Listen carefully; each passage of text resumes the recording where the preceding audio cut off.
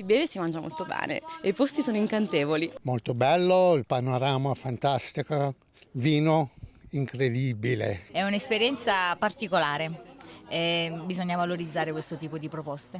Bravi. Tutti promossi lungo le rive divine del Vittoriese, un viaggio alla scoperta delle eccellenze del territorio, giunto alla 12ª edizione, 5 gli itinerari turistici che oltre a Vittorio Veneto hanno coinvolto anche Fregone e Conegliano, tra cantine, frantoi e ristoranti. La Proloco è orgogliosa di organizzare Rive Divine accanto a 40 aziende del settore. È un evento molto importante e significativo dal punto di vista dell'impegno.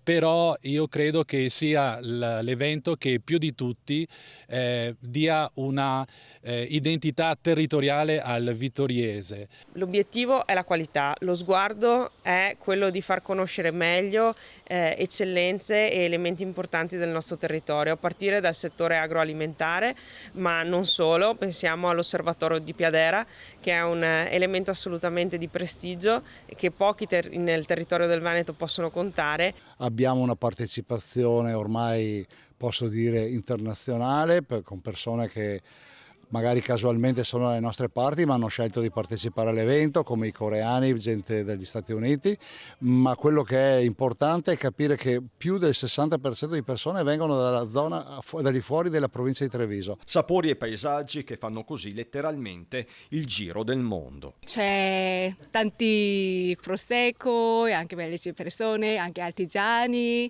e quindi siamo qua direttamente dalla Corea.